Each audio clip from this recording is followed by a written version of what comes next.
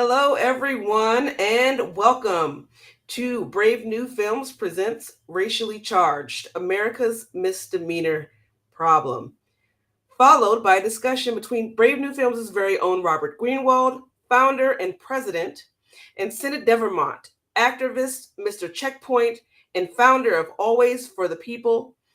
Following the film, we will be joined in discussion with these gentlemen to discuss the ways in which they have affected change using the means of documentation to expose racial injustice. It is not lost on us that we are speaking with two cisgendered white men who have chosen this life work in this space. People of color not only have had to deal with inequality, but often have to be the leading voice for change. The reality is, the fight for racial justice involves all of us. And great allies understand that it's critical to center people of color's experience in the fight for both equality and justice. Tonight, we are not having a discussion with two white men to present them as experts, but to highlight their allyship and why it's important that others find and use their points of privilege to advocate for the change they want to see. Tonight's focus is on racial injustice in the criminal legal system. And by showing Racially Charged, we hope you will be inspired to have a screening of your own. It's free and available to the public. The sign-up link will be available throughout the evening and now.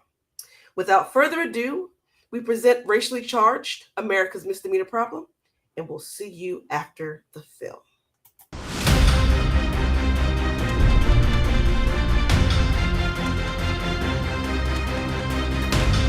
Biggest misconception about misdemeanors is that they are murder.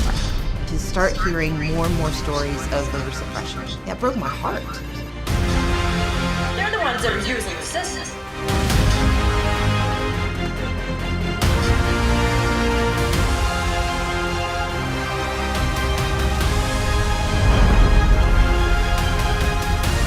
My grandma was fighting for integration back in her day, and I'm fighting for the same thing now. The problem is the system is working the way it's supposed to.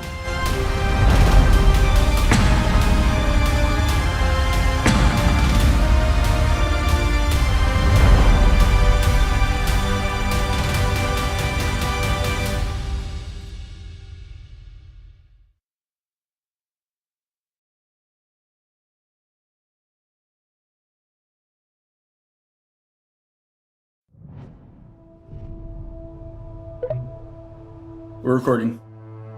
All right.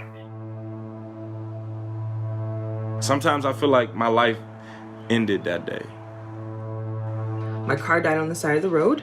A cop walked over to my car and asked me if I needed help, and I said no. John Clark was convicted on a misdemeanor gambling charge and was forced to work on a chain gang. I just remember being pushed, like being cornered into a wall. I was just starting out life. And I didn't think I had anything to hide. Mary Gay was sentenced to 30 days, plus court costs for stealing a hat. I was arrested that evening. It was a misdemeanor. That was the beginning of the nightmare that I had to go through. Henry Nelson was arrested for using abusive language in the presence of a female and was sent off to the coal mines. He said, "You're going to jail." And I'm like, "What for?"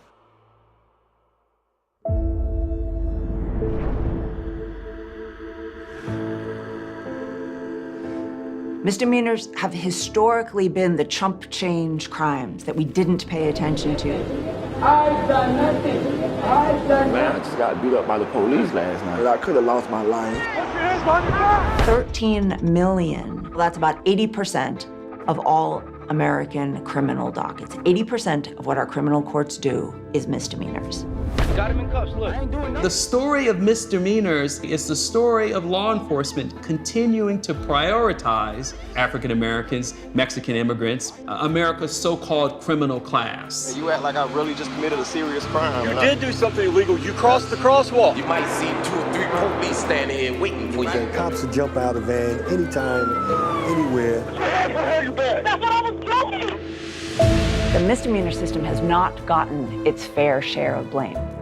Misdemeanors are the invidious first step in the racialization of crime in this country. Too often, arrests for minor crimes devolve into police violence and death for Black and brown people.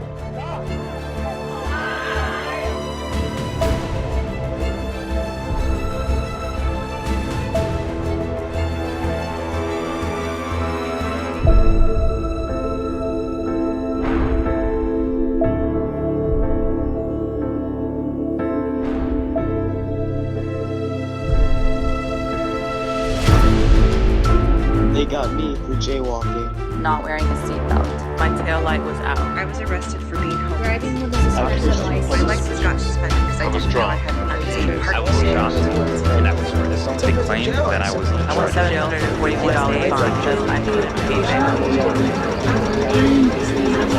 And how far back that goes is a really dark story.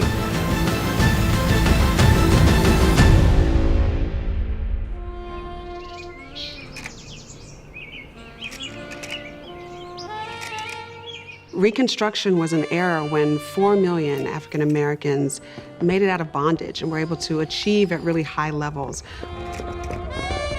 whether it was in business, in education, different ways of prosperity that really threatened white supremacy.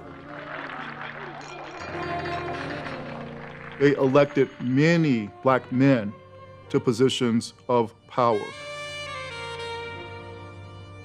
Of course, that was a sea change from how power had been exercised during slavery, and a lot of white folks just didn't like it. They were nostalgic for the old days of overt white supremacy, and so they subverted Reconstruction. If you look at misdemeanors and you track them from the Reconstruction era to modern day, you see the fingerprints everywhere of white supremacy and control of black bodies. The landowners, they had nearly lost everything. And the only way to get that back is to somehow corral the black labor force back onto the same plantations that they had once worked. The most effective way of forcing African Americans back into this condition that would be so similar to slavery was to begin to criminalize black life itself. Misdemeanor offenses for incredibly trivial or made-up things, what should have been tiny penalties for non-existent offenses, turn into years of people's lives. Where were you taken? I was taken out to the camps. Where did you sleep? Slept on some hay. Chain was on me. I'm being put into handcuffs. I'm being dragged into this cold space. I don't have anything to cover myself. And I'm asked to sit inside of this tiny little room, and I have no idea why I'm there. Was there any jury that tried you? No, sir. Did the recorder ask you whether you wanted a lawyer? No, sir. And I thought that I would have time to talk to a court-appointed attorney so we could talk about what happened. I could ask them to get other, pieces of evidence that would prove that, hey, I'm poor. It wasn't like I was trying to run off with this money. Did they furnish any copy of the charge against you? No, sir, they did not. Did they give you any opportunity to plead to any accusation? They never gave me anything at all. When they asked me how I pled no contest. I didn't understand that no contest is the same as guilty, and that I would walk away with a misdemeanor that would affect my ability to get hired.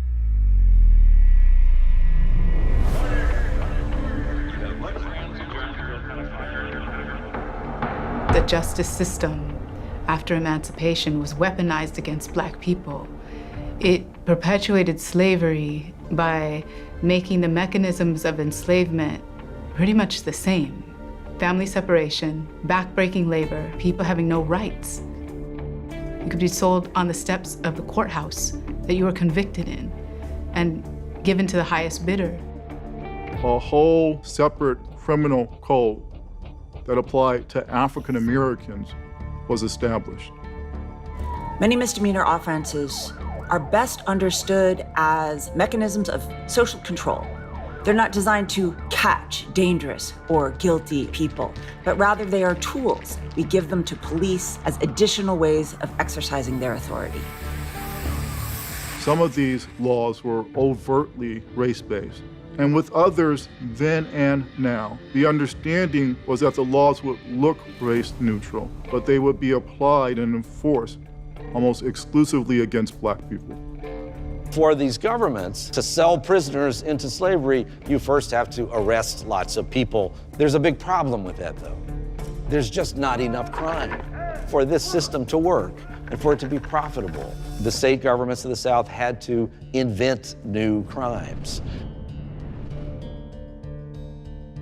Southern legislatures, which are essentially run by Confederates at that time, are trying to reinscribe a form of slavery through a system of laws called black codes. a whole category of new statutes passed in almost every southern state that attached these enormous penalties to what were in reality very minor thefts. Those were laws, and many others like it, that were only ever enforced against African Americans. And so it became a way to have a basis for arresting huge numbers of black people. I don't remember much about writing the check. John Owen was caught taking 6 ears of corn from a cornfield and was arrested under the black codes. This is $4, and we have 1, 2, 3, 4, 5, 6, 7. 7 times 4 is $28. So just this pile right here is how much I went to jail for. Owen was put in jail for months until he was finally tried for theft. I have a theft charge. It's theft by check. I had money in the bank, but I didn't know how long it took for checks to process. Like, I know better now. I could have donated plasma, gotten $25. Under his sentence, Owen was leased into convict labor and sent to the chain gang, where he served 2 years for the corn and a 3rd year for the court costs. I was in the Hays County Jail for a total of 45 days for $25 worth of food. Michael Brown, who was the teenager who was killed by police in Ferguson, whose death led to the explosion of the Black Lives Matter movement, he was stopped for jaywalking. He stepped off the sidewalk and was walking in the street, and there was a local criminal ordinance that made it a crime to do so. African Americans are being cited for jaywalking at 3, 5, 10 times the rate of white pedestrians. The legislatures of the white South make it a crime to walk alongside a railroad. In an era in which there are no paved roads, the easiest way for a poor person to get from one place to another is to walk alongside a railroad. That law didn't say this only applies to black people, but those were laws that were only ever enforced against African Americans. All of us engage in what would be considered to be minor crimes. And for some people, it's crossing the street at the wrong time. But if you're black or brown, then it becomes categorized as something that's criminal. So what is I doing? Didn't use a crosswalk. All I'm trying to do is go home, man. I'm tired. I just got off of work. Nandi Kane says he was walking home from work when it happened. I felt like they were gonna draw a gun out and shoot me in my back. I'm tired of all this shit, man.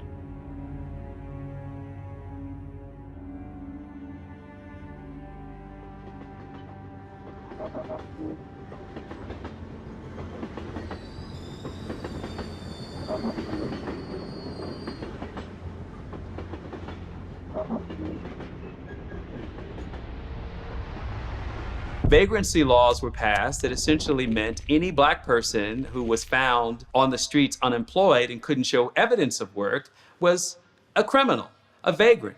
Trespass laws originate from this idea that African Americans only belong in certain spaces and at certain times. And so they give police officers the ability, under the guise of law, to dictate where an African American person can be, what time they can be there, and how they can operate in certain spaces. My kid's daycare was inside of one of the buildings to the Skyway, so I figured I'd take a walk, find somewhere to sit down, and wait on them to get there. I'm going to New Horizons to pick up my kids. I was sitting there for 10 minutes. Monroe Dolphus was standing in the train yard when he was grabbed by the sheriff's deputy. Monroe stated that he had not committed any crime. Wait. You're gonna go to jail. I'm not doing anything wrong. Hold on. Can you please? No, come on, brother. Can you please? This is assault. At this moment, I saw my children's daycare class and their teachers and everything walking past while this was happening. He took the taser and drove it into my leg, and pretty much at that point, he lost all control of the leg. The deputy later claimed that the crime committed by Dolphus was taking a 25-cent tin of fish from the lunch pail of a Southern Railway worker. Unable to provide any evidence to support this, the charge was changed to vagrancy. And I kept asking them what I was being charged with. They'll create false charges just to make sure that everything is perpetuated. Judge Longshore found Dolphus guilty of misdemeanor vagrancy and sentenced him to 5 months and 20 days of hard labor in the mines of Tennessee, coal, iron, and railroad. Going back to the vagrancy laws of the late 19th century, the people who make those laws have in mind another group of people for whom there is an inherent threat to their livelihood, like breaking barbecue ordinances in public parks or sleeping in dormitories that white people don't think you live there. I have every right to call the police. It allows law enforcement to regulate whether or not certain behavior for one group of people is deemed criminal and another group of people is just frivolous activity. Many people remember the Starbucks debacle in Philadelphia. There were two African-American men at a Starbucks. The employee had them arrested for loitering where they're clearly not engaging in that behavior. What did they get called for? Because there are two black guys sitting here meeting me? Yes, I didn't know. Loitering is a police tool of choice. It's the go-to offense that police often use to impose their authority. In the misdemeanor system, there is no conduct too minor, no act too small that the state cannot render a crime. Black people charged with a misdemeanor are 75% more likely to be locked up than white people. You have to realize that these laws didn't happen by chance. They were part of a system to continue to oppress Black bodies. Our misdemeanor system includes all kinds of offenses, and some of them can be quite serious. Domestic violence, DUI, but most of the time, we treat minor, harmless conduct as misdemeanors. Traffic offenses, jaywalking, order maintenance offenses, spitting, driving on a suspended license for failure to pay a fine. And yet, these minor, meaningless misdemeanors can have terrible consequences for individuals.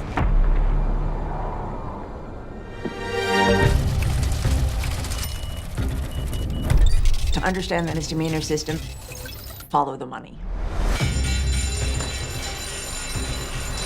The accused are paying for the judges, the prosecutors, and the public They made more defenders. than $3.5 million off phone commissary at the jail. It's a no moneymaker. They call it the $20 ad. I'm a family member, transfers money in JPay. Pocketing leftover money from the inmates' about food budgets. $2,000 a month in e-cig They are a sales. controversial food vendor with a Rampant big fraud, state contract. waste, and Tonight, abuse. Aramark is The in company spotlight. that uses inmate workers.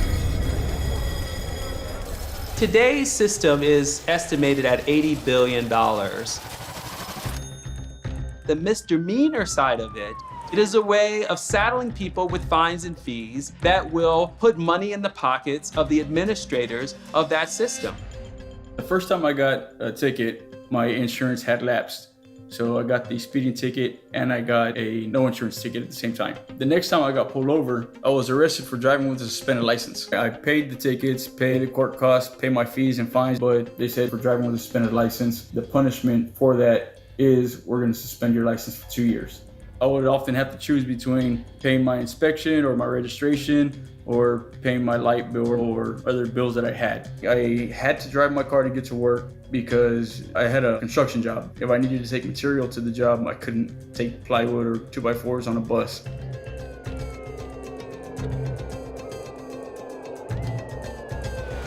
I felt like there was no way I was gonna be able to take care of the kids on my own while you were out because I didn't know how long you were gonna be in jail. This officer saw me, a young Hispanic guy driving a 63 Impala, and said, you know what, that guy, he's up to something. I was trying to go to work, trying to pay bills, and he's treating me like a hardened criminal. That misdemeanor charge ended up becoming something that I couldn't get rid of.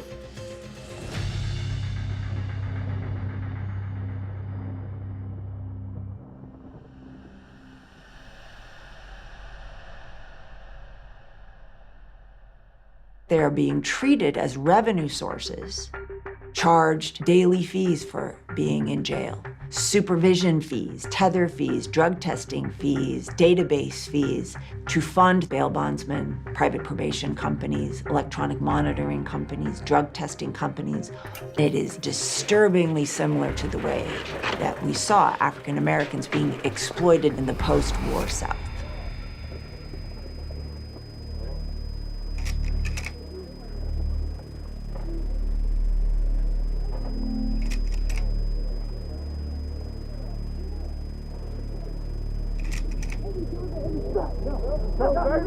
Let's go in! Let's go in!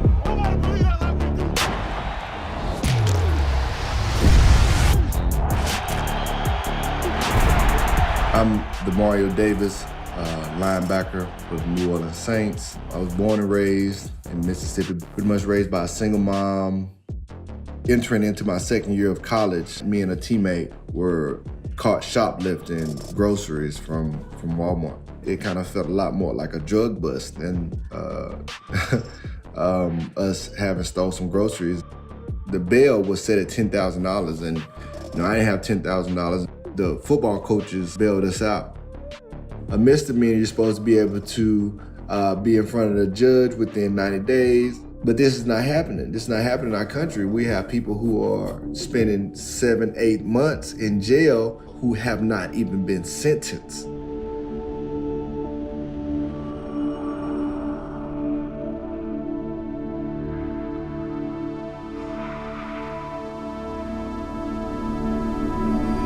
Cop arrested me and I was charged with the misdemeanor. The term chain gang was coined on account of the shackle worn by convict laborers. They said, okay, listen, we're gonna let you go home now. But Scram's gonna come and put a monitor on you. They were taken to an anvil, where a rivet was pounded into the ankle cuffs to keep them closed. Then the cuffs were chained together. The initial fee to get on the Scram was $250. That's just to have it put on. Then after that, they charged me $220 a month for the actual monitor. Many of the convicts suffered from shackle sores, ulcers where the iron ground against their skin. Gangrene and other infections were also common. Right after they put it on me, you start causing these really severe sores and rashes. And their attitude pretty much is, it's court ordered, it's by a judge, and you'll wear it, or you can go back to jail. The emaciated convict laborers worked their entire days barefoot, but the shackles were always on their ankles. They mined in them, slept in them, and those who died of disease or beatings were buried in them. What they're doing is unjust. What they're doing is profiteering, because you're paying them. You're their slave with their shackle on your foot.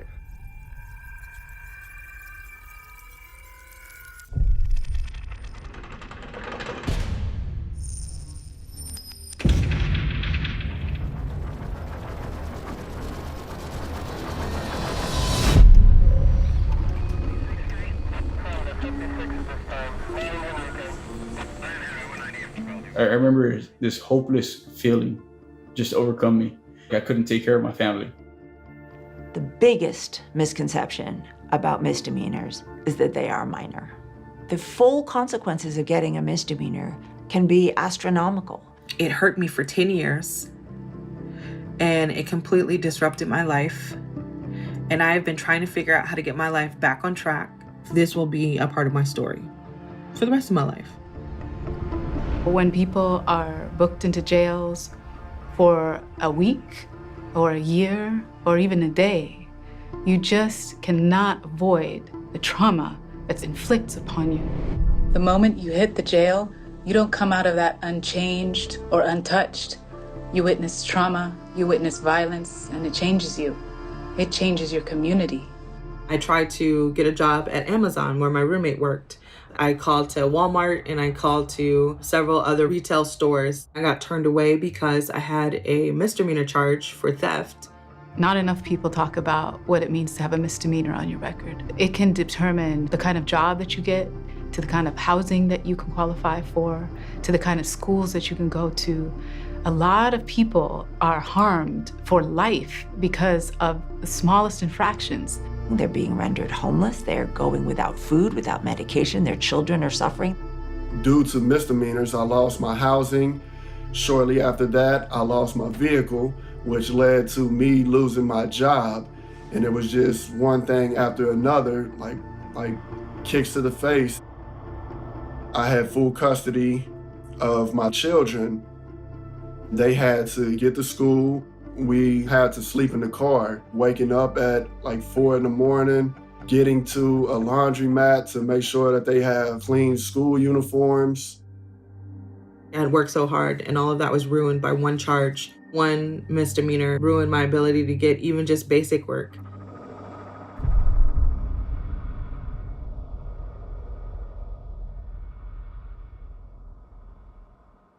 They can't get a job if they have to check a box that says they've been convicted of a crime. They can't even rent housing because they got poor credit when they received a ridiculous $500 speeding violation. So this system was designed both to extract from people, but also to marginalize their presence in society.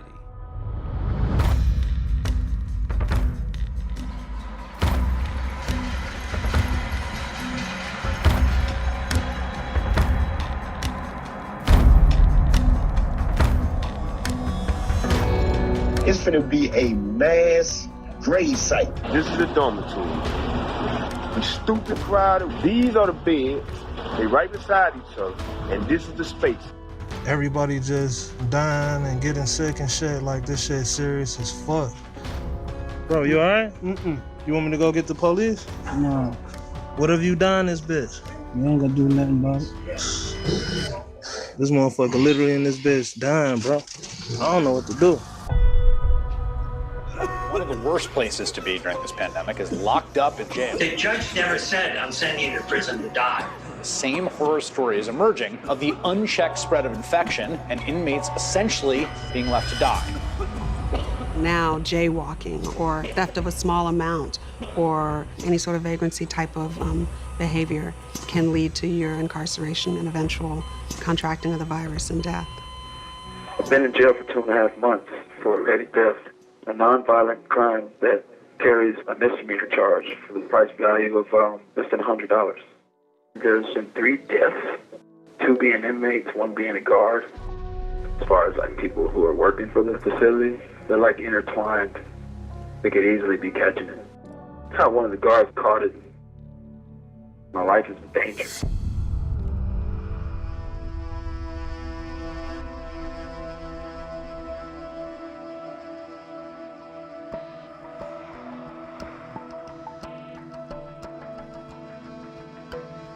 These human beings aren't valued enough for us to apply the same kinds of safety measures there that we are in other sectors of society. If it wasn't already bad enough that you are booked into jail because you didn't have the money to pay the ticket and your license is suspended, that is now life-threatening to you.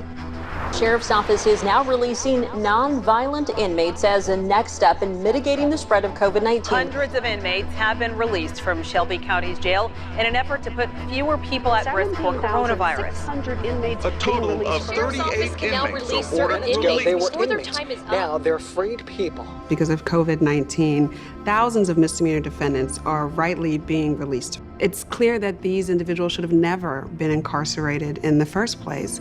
We can tell by the fact that after these releases, we haven't seen any sort of crime wave.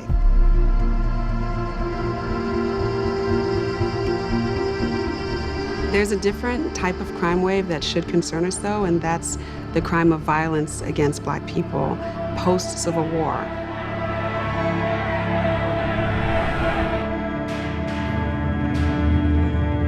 State violence has historically been used to intimidate people of color, especially Black people. We see this all throughout history.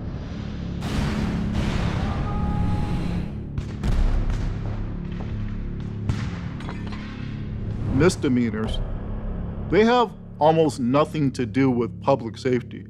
What misdemeanors do is give police an extraordinary amount of discretion with any minor offense premised on the idea that the Black man is a threat. Misdemeanors are a very specific mechanism that legalize violence toward Black people and keep them in a very particular place, not just as individuals, but as an entire community of people. When we look at so many cases in history, often what started as an investigation or a claim of a petty misdemeanor offense led to police officer-supported and sanctioned racial terrorism. All too often, we see police exercising that terrible authority of violence against people who have only been suspected of the most minor of crime. The problem isn't bad apple cops. The problem is the system is working the way it's supposed to.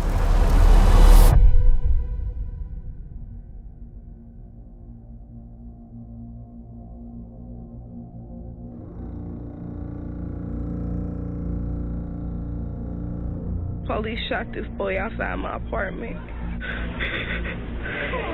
They killed him.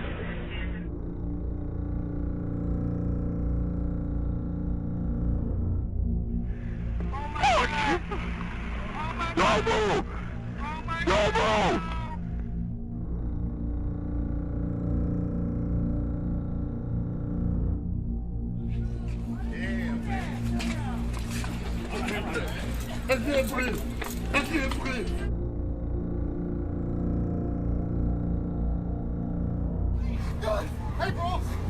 You move, I swear to God! Hey, boss! Hey, boss!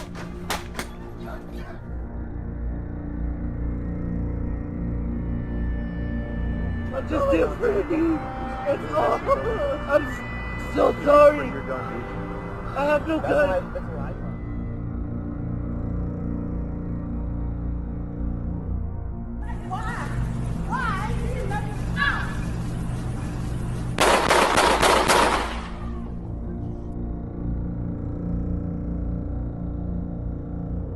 Gray appeared to be unable to walk and was screaming as he was carried, feet dragging on the ground, to a police van.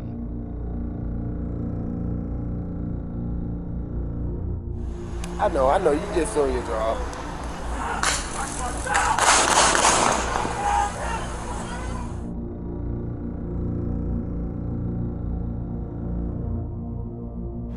Mama! They gonna kill me, man. I can't breathe. Please, you need my nigga. I can't breathe, officer. Please.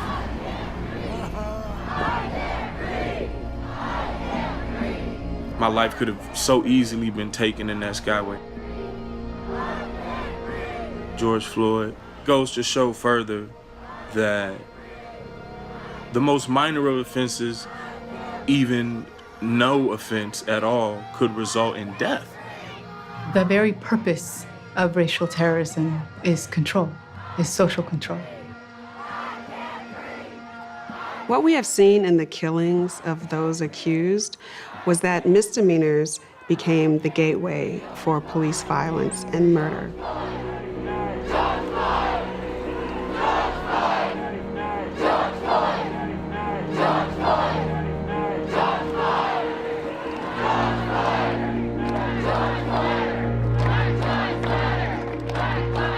We are seeing decriminalization. We are seeing citations instead of arrests. We are seeing people let out of jail. We are seeing pushback against fines and fees. But at the same time, there is so much more work that needs to be done. Who defined what a misdemeanor is? The whole thing was built on exploitation, on racial violence, on building up industrial capitalism. We should not be locking up people who speed, who are too poor to pay a fine or a fee, who loiter or trespass or jaywalk. They're not dangerous, they're not scary. There's never been a good reason to lock up anybody for petty offenses. Like slavery back in the day, the law itself is doing the work of oppression. The criminal law is providing the authority to arrest Black people, to punish Black people, to kill Black people. And ultimately, the real crime is that we're Black.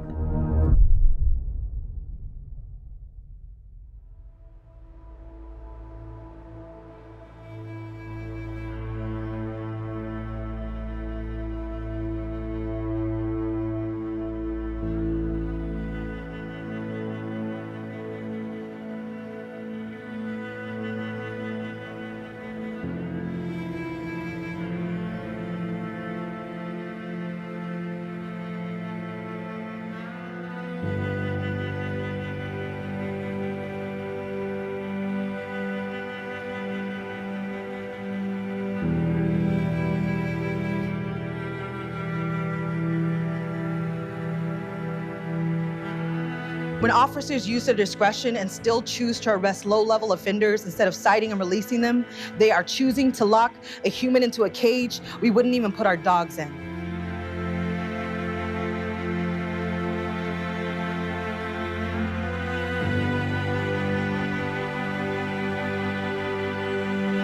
We got 123 people out of the Hayes County Jail yesterday.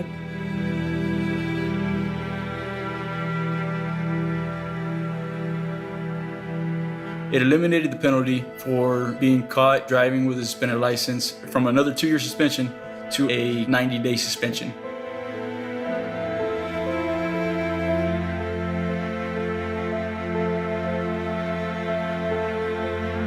Don't allow the outside world to corrupt you. Don't allow the outside world to tell you who you are.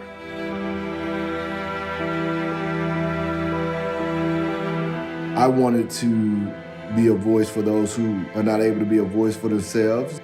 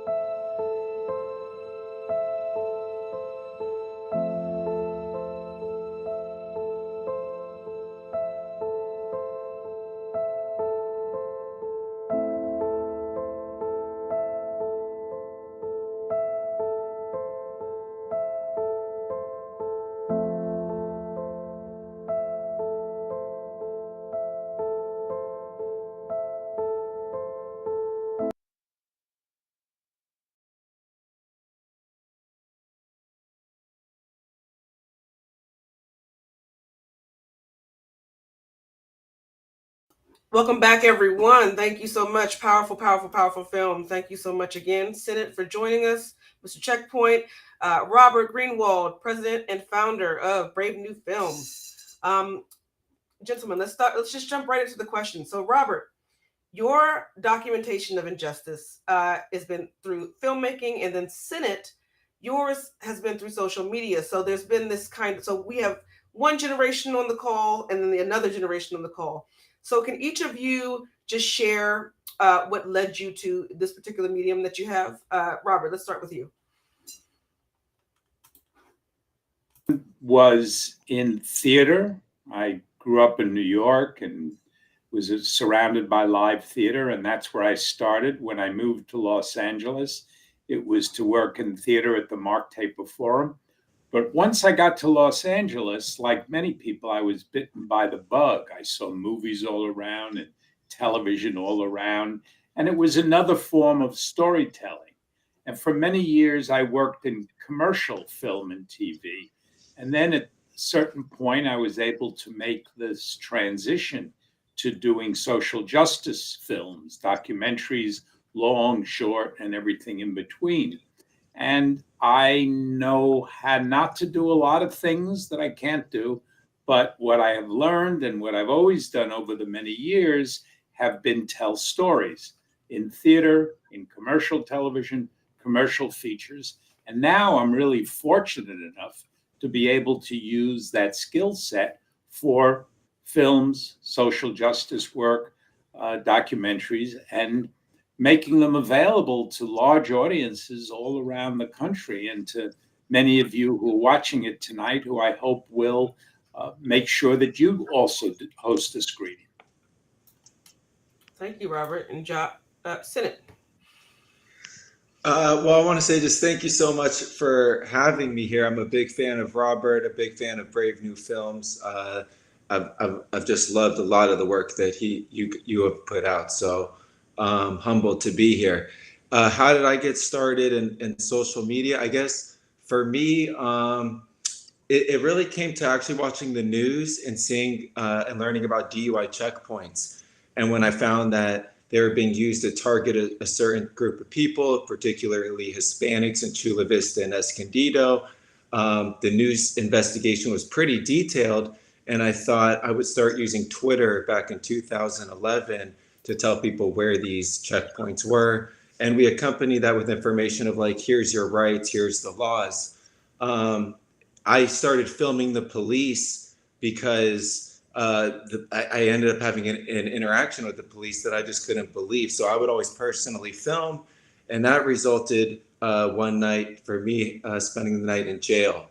And when I was able to get out, I used my footage to sue the police, to have my innocence, to show my innocence. And that lawsuit, combined with putting it on YouTube, it made me want to tell people to film the police, because people would say, this happened to me. This, the cops lied. I ended up in jail. I'd say, did you film it? It was typically a no. So I encourage people to film police. And social media was just the only available medium that I had to actually share this stuff, that was free. And I could, share it to a particular, the public, I should say. Great. Awesome. So in doing this work, questions to both of you all. So what have been some challenges that you faced while exposing injustice? Well, the challenges that I have faced, other than when I went to Afghanistan and Pakistan to film drone survivors and to film people who are opposed to our war in Afghanistan, were for the most part not physical danger. In those countries, it was real physical danger about being kidnapped or held hostage or other things. Most of the danger has been either idiots in Fox News attacking me, certain number of death threats. When we did the NRA, we got a lot of threats. But let's be clear, the challenges and the threats are nothing in compared to the people who live this day in and day out. The systemic racism that allows so much of this to go on, as you saw in the film, as you saw in our voting suppression and sabotage film, and in many others, are something that I can observe, that I can feel, but I am not subjected to it. And that gives me an extraordinary freedom to do things that I otherwise would not be able to do. Absolutely. Sennett, you're a different medium than Robert. I mean, you're kind of immediate, on the go. Social media is like right now. So what have you faced in your journey in doing this work? So I want to agree with Robert as well, though, that although I am out there filming the police, with my phone. So yeah, I've spent the night in jail for filming. I've been put in handcuffs, harassed, death threats, all of this stuff. But, as Robert mentioned, I've put myself in those situations because I'm pretty confrontational. I'm wanting to expose what's going on. And make no mistake that me, in these certain instances, it's not like, I live it. In fact, when I get pulled over, I've had instances where I've had to say nothing to the officer. I've had the ID ready. They give me the ticket and I've left without having to answer any questions because none were even asked. These aren't situations that most Black or brown people have ever experienced. And so there's certainly a difference. But when you are sharing a video of an officer doing something wrong and then having people, send emails saying you should be fired. Well, that officer typically has a family, has friends, has, coworkers that are not happy with that. And so does it build some tension and all of this adversity? Absolutely. But,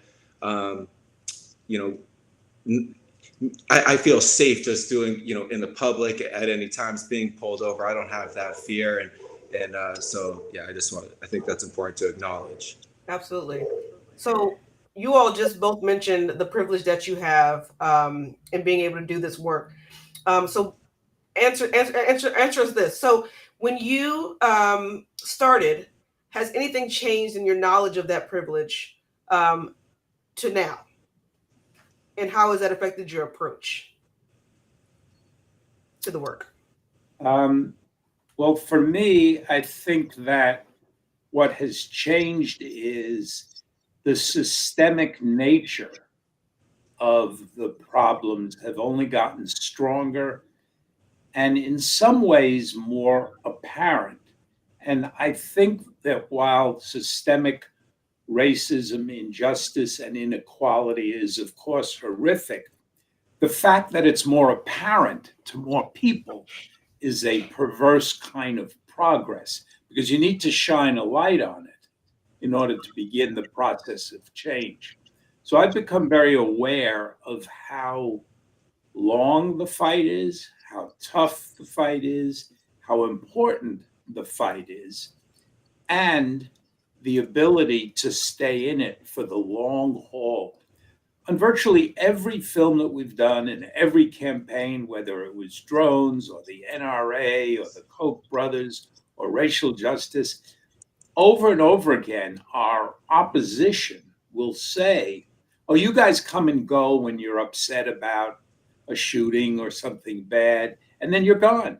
But we, the NRA, or we, the corporatists, or we, the people who are exploiting it, we're in it for the long haul.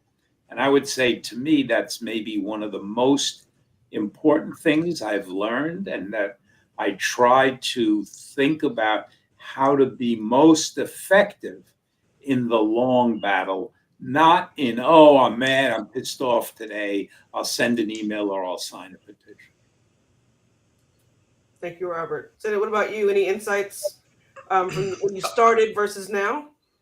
Yeah, definitely. When I started, I wanted to be optimistic that I just had a total different sense than I did today, truly. I was optimistic that there was ways to work with the police and do these different things to make kind of this reform and change. Body cameras are positive, community policing, all these different kind of things. But the reality, and when I started always film the police, I'm sharing all these videos, and then we see all these videos.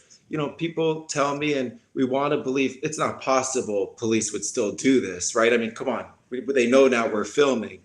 But the reality is, last year was the deadliest year of police to people since it's been documented in 2014. It could have been deadlier before, but since we've been documenting it in 2014, last year was the deadliest. So is it getting better?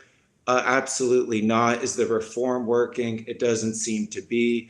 My perception and thought of it all has definitely changed. And I feel like I've gotten more aggressive and showing different things.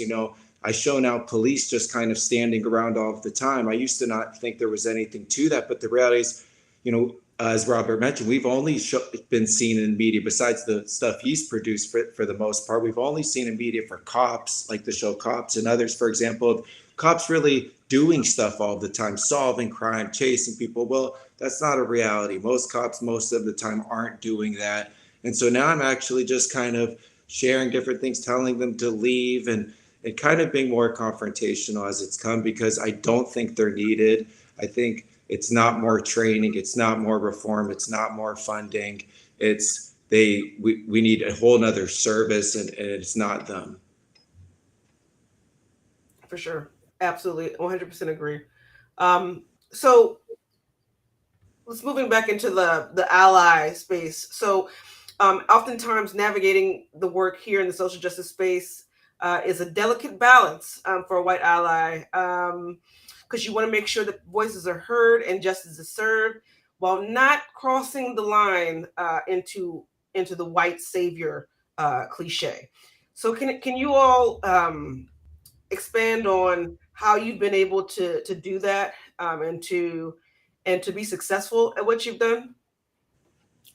Well, I think for me is whether I've been successful will probably take another 100 years to determine or not. But I also think that if you come from New York City, given that you get beaten up pretty good on the way up, the notion of being a savior is way out of my sight lines. What I'm focused on is saving myself or my family or what is going on day to day.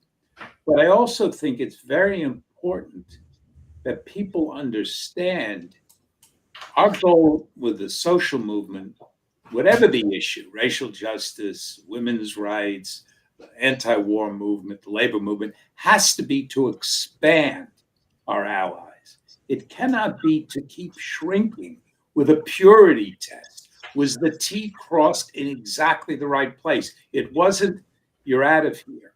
And what our job, I believe, all of our jobs, is how do we, without selling out our values, without compromising, but how do we keep expanding in all ways, whether, social movement or electoral, how do we keep expanding? The way to failure is to make sure that we are divided, to make sure that while white allies or brown allies or gay allies are not all part of the coalition, then we are literally screwed. Thank you, Robert. Great way to put that. Sennett? I agree. I mean, the biggest threat is unity, right? I mean, Chairman Fred Hampton was assassinated. His whole, besides chairman of the Black Panther Party, it was the Rainbow Coalition, right? Bringing everybody together. And, for me personally, I've stayed focused. It's like, I know what makes me able to share what it is. I come from a family of lawyers. I know certain rights. I've used social media to share that stuff. It doesn't matter who it could help. If it helps people, amazing.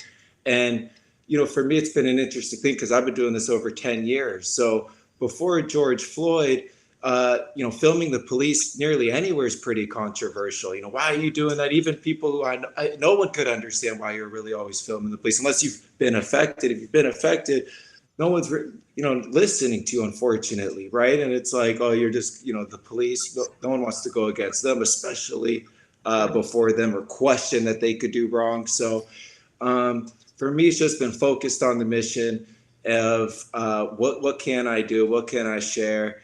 And not really letting any of the distractions, especially within the movement of people who want the same thing or perceive to, get in the way.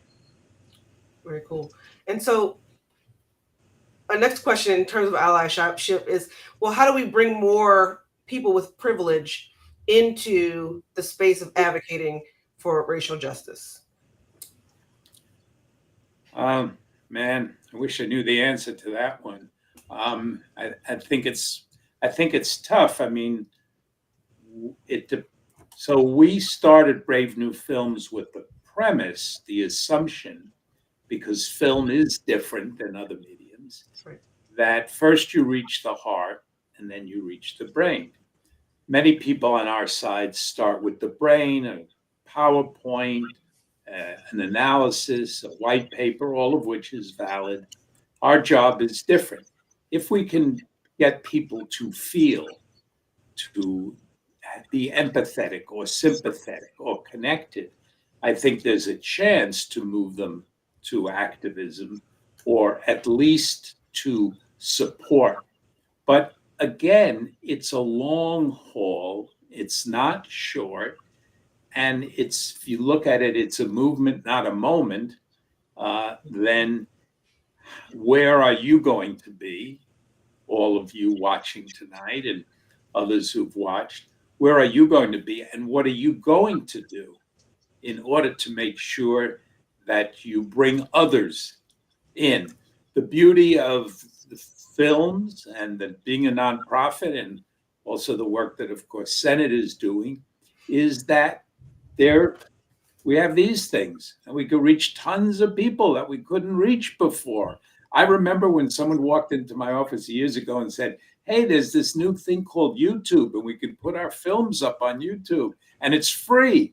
I said, wow, we don't have to pay for storage or placement anymore. So this is, obviously there's many bad things, but this is an opportunity for us to reach people at a level we've never reached them before. And we have to be smart and strategic and figure out how do we do it?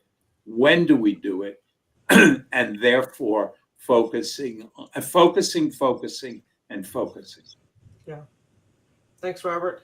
And so what I'm hearing you say is basically we have these films, we have these tools, we have lots of proof. Let's have people watch them and have conversations with their friends and family members about their role in racial justice and equality. Sennett, do you have anything to add there?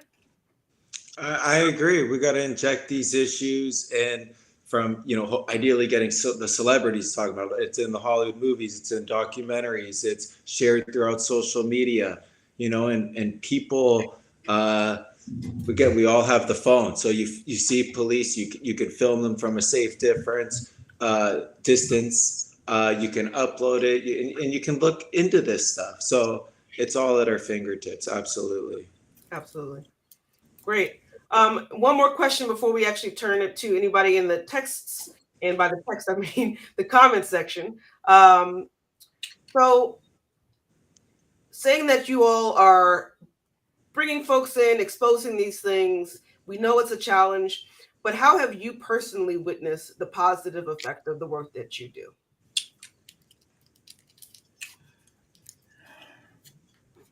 I guess for me, it has been just today. I was talking with someone who was running a magazine, and he said he comes from a labor background. He said he was a labor organizer, and he remembers showing the Walmart film outside Chicago when they were organizing to stop Walmart for coming in. And over months of organizing, it's never the film alone, months of organizing, they were able to ultimately help stop Walmart from coming in. So it's stories like that, for me, that are the fuel and the drug and the inspiration to keep doing it day after day, week after week, month after month. Because sometimes you don't know. Sometimes you don't know if you're having an effect. You know, we're all human beings. We have questions and doubts and dark days. Not every day is positive. And it's the experience when hearing from people who've seen the films, who've been affected, and hopefully, like many of you watching today, will take action. And Carmen, in running the screening program, you've been getting amazing comments from people. To throw the spotlight on you for a minute, tell us about that and how that is, how you're feeling about your work in arranging the screenings and then hearing from people. Sure. I mean, it's great to hear from folks, especially after they've watched the film, how they are taking action and how it impacted and educated them on the issues. And we've got folks, League of Women Voters, huge supporters, Unitarian Universalists, huge supporters. And these folks literally make it their mission to spread the word like a gospel. And it's excellent. And we are able to continue to offer our films for free because of that. And it's phenomenal. So people are being reached. But like you said, it's hard to quantify so much in terms of the effect. But we know we are having some effect through the feedback that we're getting. And it is a wonderful thing.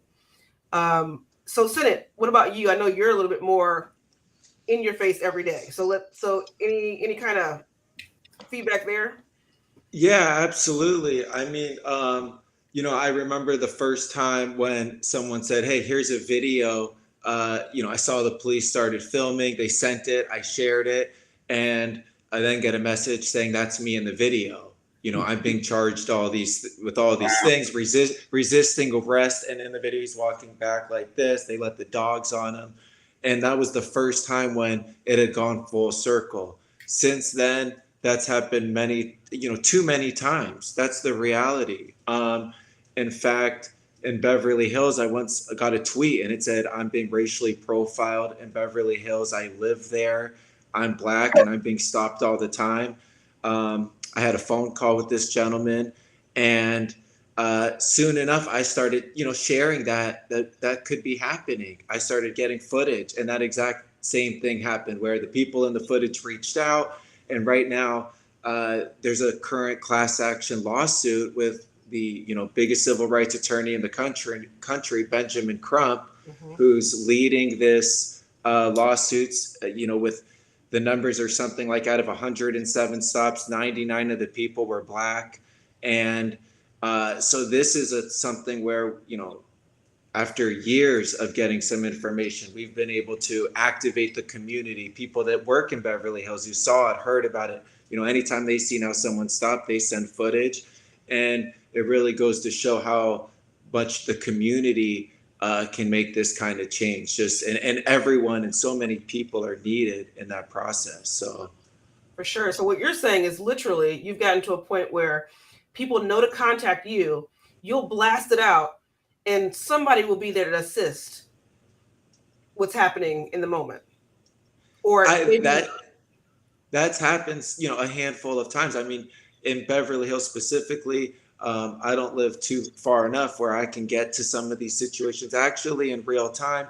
When you're providing this type of exposure at this level, you start really, you're able to connect dots fast. And Beverly Hills is just one small, one department, but in my opinion, it's internationally recognized, right? It's like if there could be funny business going on there, you could imagine what's going on elsewhere. So I've tried to really keep the magnifying glass to them, and sure enough, there's definitely some more investigating to do. So that's actively going on. For sure. And social media has certainly changed. Yeah, go ahead, Robert. Just before you open it up to the audience, I just wanted to ask Sennett, what is it that people watching and others can do to help and support your very important and very gutsy work? I appreciate that. On Instagram, our Instagram account for the nonprofit is Always For the People, but our website is aftpfoundation.com. In terms of what can people do, contributions, financial contributions are very appreciated. We're doing traveling around the country to, stand in support with families that have been done wrong by these different injustices. And I will say that I want to make sure that to remind us all, and something is jury duty. If we do happen to get summoned, if we know someone who gets summoned, if they're having the conversation of, oh, how do I get out of it? Or there's someone who says or believes in, the type of defund the police, it's not about, telling the judge that and being excited because you got told to get home. The goal is say less, get in the seat. Nothing that you've previously experienced will, alter your judgment or your opinion or the facts, and try to be the 1 in 12 that can forever impact someone's life in your community. That's the goal, and something we should all really strive to do and share, promote, and talk about. Thank you so much. Thank you so much. And we've also put the link to the website in the chat. So if you weren't able to capture that, it's there. So we've got a really good question in the chat. And, feel free to answer, folks, as you see fit. I'm going to put it on the screen here. Hannah Inc.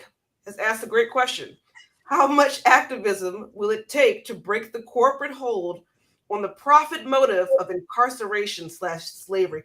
Robert, I can't wait to hear from you. Wow. Well, thank you, Hannah. That's a hell of a question. Unfortunately, with activism, it's hard to measure it and it's hard to quantify it. What we know is that if you follow the money, going way back to today, money and power are not going to go quietly into the night. They are tough, they are brutal, they are ruthless, and we can only stand toe-to-toe and fight that fight with all the tools we have available. I don't know how much it requires. I just know it requires everybody who's watched the film, everybody who's seen Sennett's work, committing to something. You don't have to stop your life and become Gandhi, which would be nice, but will you commit an hour a day, an hour a week, something towards the end goal of breaking the corporate hold, breaking the profit motive, and exposing corporate capitalism at its worst? Thank you. Sennett, did you have any ideas? It's unfortunate. Yeah, I mean, what's the tough thing is, being in this fight of trying to combat any injustice, right? It's to think there. It's. I think the goal is you just have to take it step by step. What can you do, and then and keep doing that. It's tough, and it's not. I wish that was an answer, because if that had an answer, I think then we could figure it out a lot faster, right? To quantify this kind of issue. But as Robert said, follow the money typically goes to wherever is allowing all this to happen. So if we can watch where we spend our money, that is certainly helps with these issues, see how our money affects these issues and things like that. Cool. Thank you. We've got another question in the chat here. Here we go.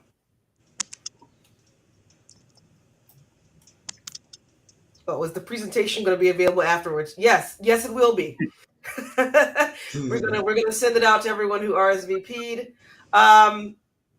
So this is less of a question and more of a comment that I hope you all can maybe expand on. When we talked about privilege and folks that want to join in and feel that they are, I'm going to just actually put it up on the screen because this user has actually has a good point.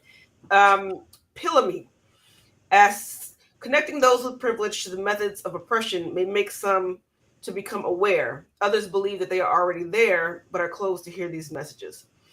From folks who are in communities with the most privilege, Robert and Sennett, how, especially on this last part here, how can we open the eyes of folks to hear the messages that think they're already there? And before you answer, Sennett, do you have any experience? I want to, especially Sennett, have you experienced anybody's changed mind or opened mind as a result of the work that you do? And what was it that you think that changed and opened up their mind?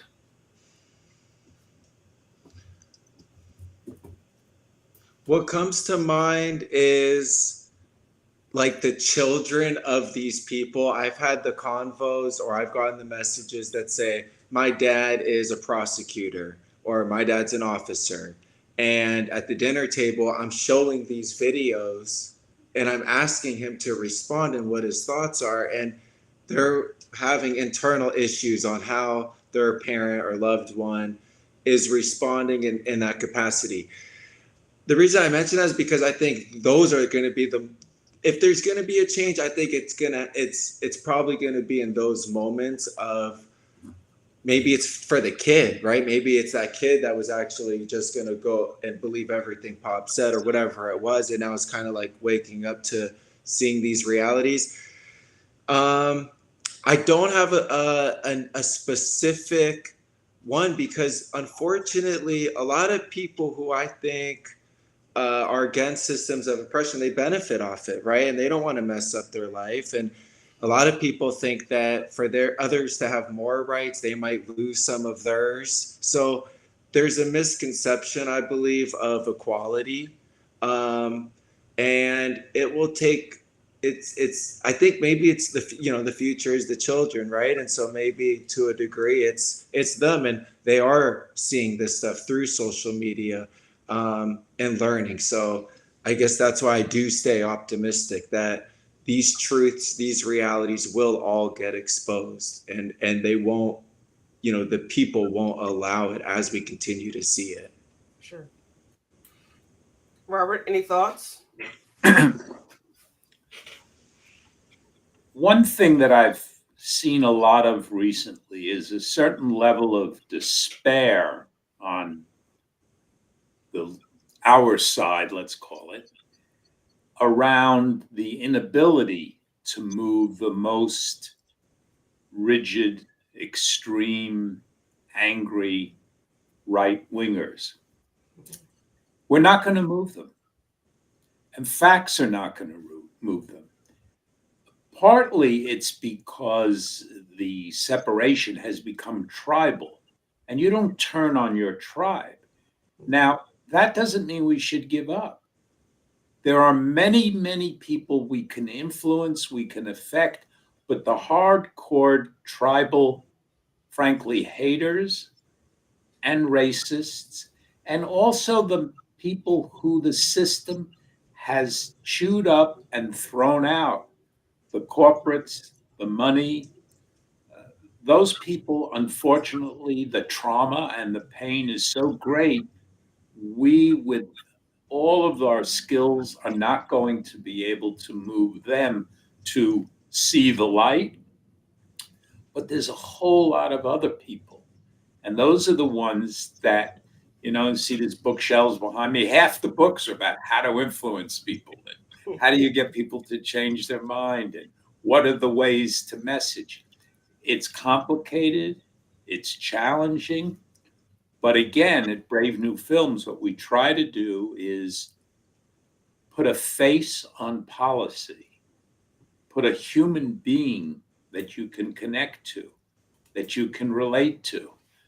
Dr. King had children go out and face the dogs because he knew that that was a way to reach and move large parts of the population, and he was right.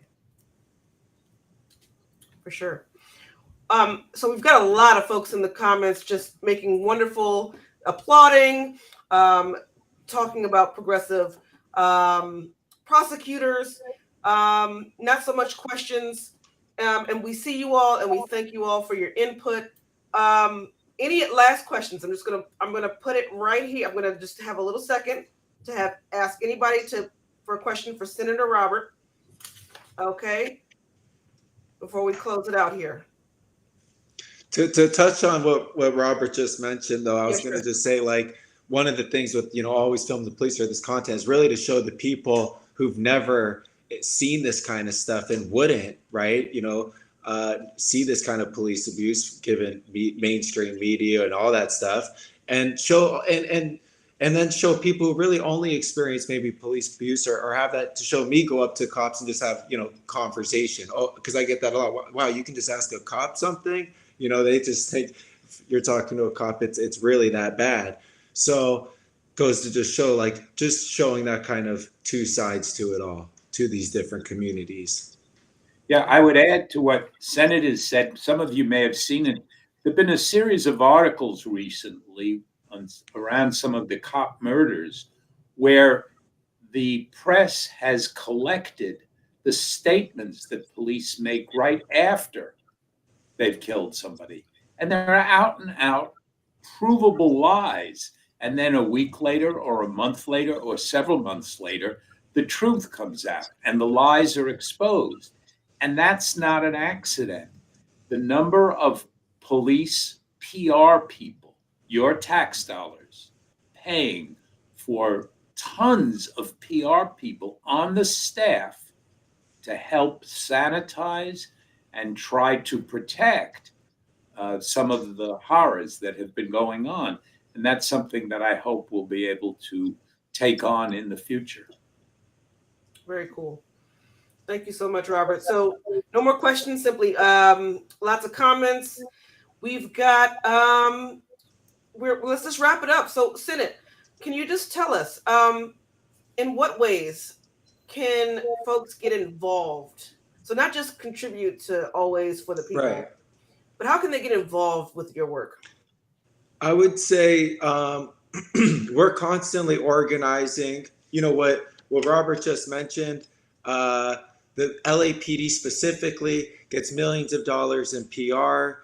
All of these departments have a ton of money. And so we actually get that phone call from the families that say, hey, my son was killed by the police, and on Monday, they're going to put out all these details and a video of what happened. But we have the camera footage that shows what really happened. Can you get this to the public first? We'll then organize rallies. We've organized stuff for these people, their loved ones' birthdays.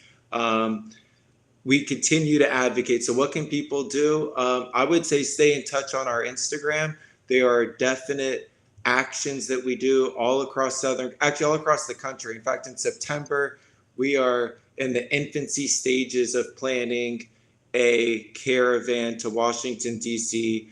with families all over the country. Jacob Blake Sr., he's with Families United. He came and is like, hey, let's get families all over the country and drive. So we've actually been working on that. So if you follow on Instagram, you will find something to support. We also have a lot of calls to action. So if you go to our link tree on Mr. Checkpoint, there's a couple of things on there where you can learn more about these issues and send emails to the district attorneys, the attorney generals, and more. So definitely some ways to take action in that capacity. Awesome. Thank you so much, Sennett. And, certainly keep us all posted on this trip to Washington because we are very interested and want to support in any way we can. And Robert, why don't you take us out? How can folks continue to support Brave New Films and the work that Brave New Films is doing?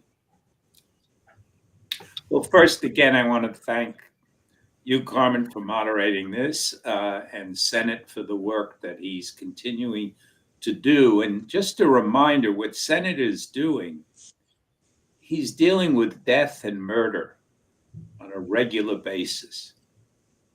And it's death and murder coming from the police, and it's death and murder for often innocent folks whose only crime is the color of their skin. That is tough work. That is hard and that is painful. And the more help and support we can give him, the better. For Brave New Films, it's easy. You see Carmen in front of you. She's running our screening program. She's accessible. She's available. If you haven't done a screening, she'll show you how. We've got study guides and we've got reflection guides. So if you want to do it in your home, great. The easiest way is to go where there's already an audience. Where is there already an audience? Schools and faith communities. They need something to bring people together, to discuss, to debate, even to disagree with. Some of our screenings around the military industrial stuff, we've shown our drone film at military academies and had extraordinary responses. We've shown the voter suppression film in all different kinds of communities. But it doesn't exist without all of you. That's the only way it exists. It's the only way we can keep going. And frankly, it's the only way we can make them available for free, by showing our wonderful funders, foundations, and individuals, here are these screenings, here is where they're happening, and here are the comments of people who are screening and deciding to take action because they've seen a film. They're taking clips, they're putting it on Instagram, on Twitter, on Facebook, on YouTube, any place there are parts of the film or full-length films available. And it really does take a village, and we hope you'll all be part of that village. Thank you, Robert. And we are the village of advocacy for equality across the board. And especially right now, we're talking about racial equality, especially in the criminal legal system. So show up for your citizens, your fellow citizens. We've got free films, free. This is why we do this. You can just sign up, get the films, get the materials, and have the conversations. And follow Mr. Checkpoint on Instagram because he's got some stuff that can go out immediately, and while we're making a film. So please, please, please, please support both of these wonderful organizations, and we look forward to seeing you next time. Have a great night, everyone. Thank you, Carmen.